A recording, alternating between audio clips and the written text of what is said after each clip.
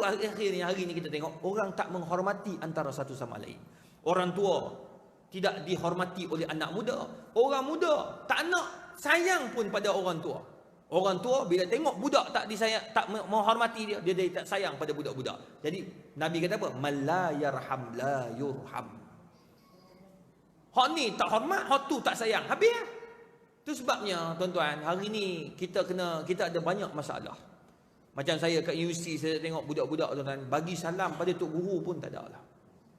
Tak ada. Saya ni mujur orang kenal. Pergi kat UKM orang kenal semua. Budak-budak semua main kenal, pak main kenal habis. Tapi kawan-kawan saya yang tak main, yang tak kenal tu, profesor. Boleh orang masuk lift, dia tanya budak ni, budak universiti ni, dah belajar dekat 2 tahun dah. Hak depan dia ni profesor. Boleh dia tanya, makcik datang sini buat apa? Dia tanya makcik datang buat apa? Makcik tu kata apa? Makcik selalu datang sini. Sampai peringkat tu tak kenal tu guru. Zaman saya belajar, habis semua guru dalam universiti saya kenal. Sebab apa? Kita nak ambil barakah mereka. Pergi cium tangan, pergi cium tangan. Tak kira lah siapa pun saya akan cium tangan. Tuan-tuan, itu barakah. Tapi adab itu makin berkurangan. Itu sebabnya muslimin, kita kena ada adab. Adab dengan orang tua, adab dengan dengan guru-guru, adab dengan mak bapak. Dulu kita jarang dengar mak bapak kena saman dekat mahkamah. Lah. Bapak kena saman dengan anak 5 juta ringgit. Tuan-tuan, bapak menangis depan saya. Bapak ni apa tak bagi? Rumah bapak ni, dia cerita dia simple je. Bapak ni orang kaya, rumah dia 23 juta. Harga rumah 23 juta. Anak-anak dia ni kaya, dia ada 5 orang anak. Setiap anak ni dia bagi rumah banglo setiap seorang yang nilainya 5 juta seorang. Lepas tu setiap bulan anak dia dapat duit. Dapat duit lagi, gaji. Setiap anak dapat gaji, dapat kereta. Allahu Akbar. Tapi yang sedihnya tuan-tuan, bila bapak ni dah sampai umur 70 tahun, harta dia bagi habis kecuali rumah yang 23 juta tu. Tinggal rumah tu ya, yang lain semua dia bagi habis. Bila dia bagi tuan-tuan, tahu tak apa berlaku? Isteri dia meninggal dunia kerana kanser payudara. Kena kanser payudara. Tuan-tuan tahu apa berlaku? Bila dia bila dia isteri meninggal dunia tu, jadi dia duduk seorang. 2 tahun tanpa isteri, 2 tahun tak ada orang jaga makan minum dia. Ubat semua tak ada. Yang jaga dia bibik dia. Orang Indonesia dah kerja dengan dia 20 tahun lebih. Tuan-tuan tahu, bila dah duduk seorang-seorang, anak-anak semua dah ada rumah masing-masing. Tuan-tuan tahu apa berlaku? Nak jadikan rezeki, bibik dia tu jadi isteri dia. Dia kahwin dengan pembantu rumah. Daripada seorang yang pakai plastik bag, pergi mana-mana bawa plastik bag, sekarang bawa LV. Bag harga 20,000.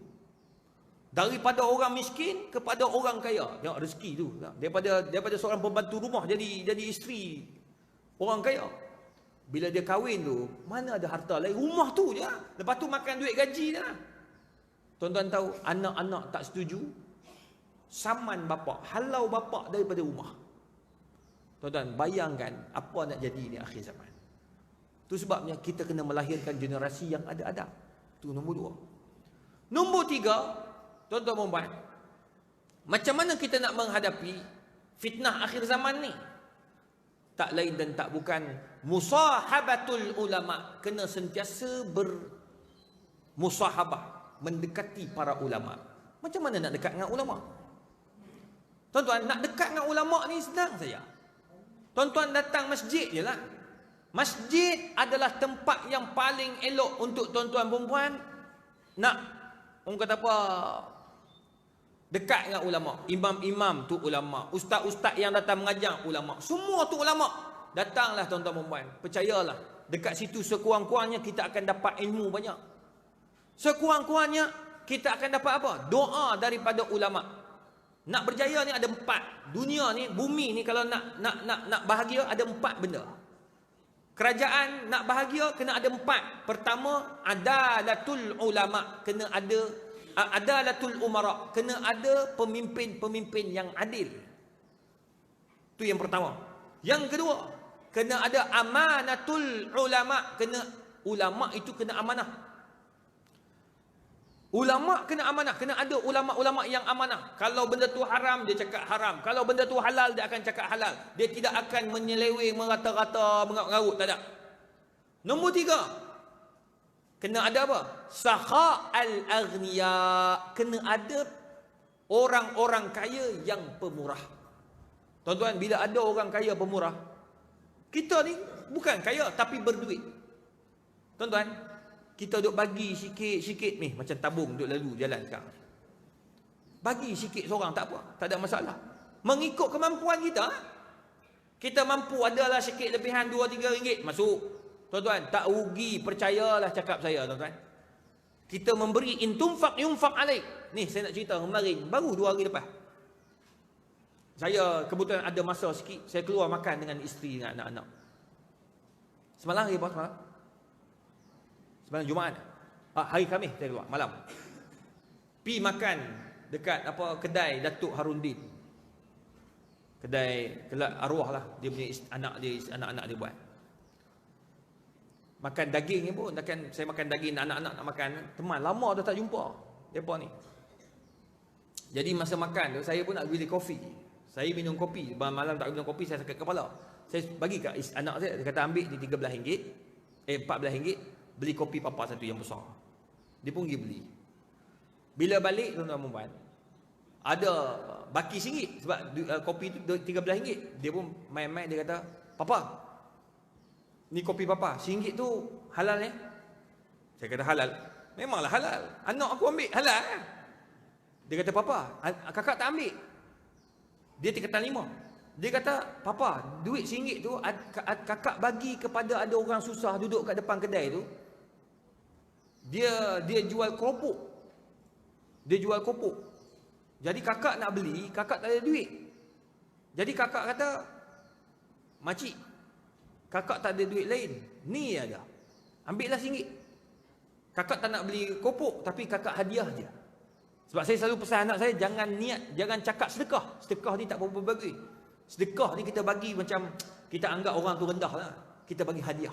Nabi tak makan sedekah, Nabi makan hadiah. Sedekah Nabi tak tengok langsung sedekah ni. Nabi ambil hadiah.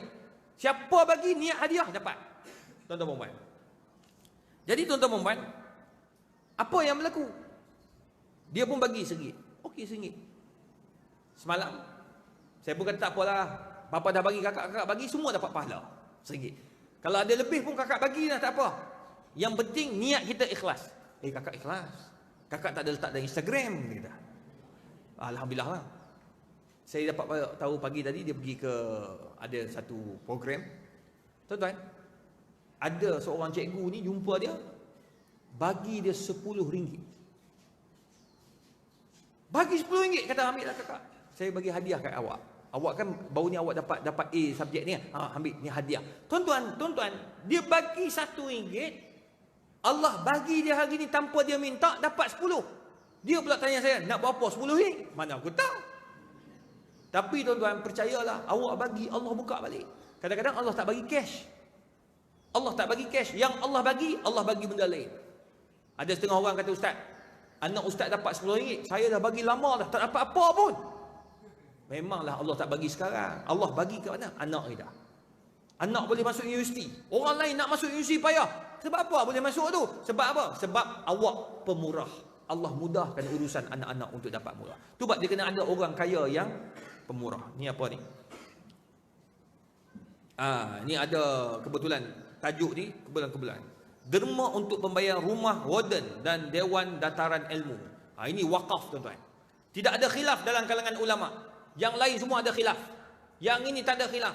Bila tuan-tuan bagi waqfun lillahi azza wa jalla, semua ni akan jadi saham akhirat kita. Kita buat apa yang kita mampu. Semampu-mampu yang kita mampu. Tu kena ada 4. Yang nombor 3, sakha al-aghniya. Yang keempat, bila kita buat doa al-fuqara, doa orang fakir miskin. Perasan tak bila kita bayar zakat? Orang fakir ni akan doakan kita, betul tak?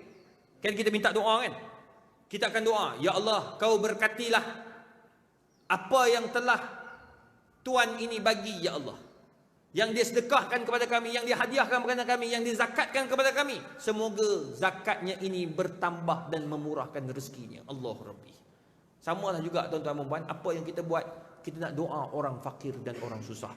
Bila ada empat ni, sebuah negara itu akan jadi negara baldatun tayyibatun wa rabbun ghafur. Tuan-tuan dan puan yang dirahmati Allah. Dari itu sebabnya perlu ada yang ketiga ini, kita kena fikir macam mana kita nak buat yang terbaik untuk generasi kita di masa hadapan. Nombor 4, macam mana kita nak menghadapi fitnah akhir zaman, selain daripada kita musahabatul ulama, duduk dengan ulama apa semua. Nombor 4, tuan-tuan dan puan yang dirahmati Allah, aksiru minad du'a, banyakkan doa. Doa ini Allah Ta'ala sebut dalam Al-Quran, wa idza sa'alaka 'ibadi anni fa inni qarib ujibu da'watad da'i idza da'an. Banyakkan doa tuan-tuan. Doa ni percayalah, saya sangat yakin dengan the power of doa. Hebatnya doa ni. Tuan-tuan berdoalah banyak-banyak dengan Allah Ta'ala. Doa ni waktu yang kita kena kejar inda muntasafil laili. Banyakkan kejar doa di pertengahan malam. Yang Allah sebut, wa minal laili fatahajjad bihi nafilatan laka asa an yab'asa rabbuka maqama. Allah angkat martabat orang yang berada di waktu malam. Tuan-tuan tengok, Datuk ni Aziz Nikmat, ini semua orang kenal dia. Masa dia meninggal dunia tuan-tuan, 3 km jam. Yang datang bagi takziah ketika dia meninggal dunia tuan-tuan, almarhum meninggal dunia tuan-tuan, Allahu Akbar, tanpa mengira parti politik, semua datang tanpa mengira. Saya kata, kenapa pi? Kan parti lain. Tak, dia ni ulama, kami pi sebab ulama. Walaupun dia parti politik, dia apa ni, mursyidul am, tapi tuan-tuan dan puan, orang pergi tu dasar apa? Dasar sebab dia ulama. Sebagai contoh, tahnik. Allah tuan-tuan, kalau tahnik ni, saya tahu ni sebab bapak saya buat rumah dekat tu. Kuliah subuh, bukan kuliah subuh, solat subuh. Solat subuh ni sampai ke belakang tuan-tuan. Kalau tuan-tuan nak pergi semayang, tuan-tuan kena datang awal. Bukan dia bagi tazkirah, bukan bagi khutbah, bagi ceramah, tak. Dia jadi imam, lepas jadi imam, dia akan bagi tazkirah ayat Quran. Tafsir Al-Quran 5 minit. Dia buat, dia tahu orang ajar. Dia tak balun sampai 50 minit. 5 minit dia tahu orang ajar. Dia bagi, qala Allah Ta'ala, Allah Ta'ala berfirman, kuntum khairu ummatin ukhrijat linnas. Pendek ayat, dia terjemah sikit, dia tafsir sikit, dia bayar ayat Quran, dia hadis, pak, habis. Lepas tu beratur orang tuan-tuan. So panjang-panjangnya beratur bawa baby. Lepas subuh, dia ada bilik belakang tu, bilik tempat dia bertahajud.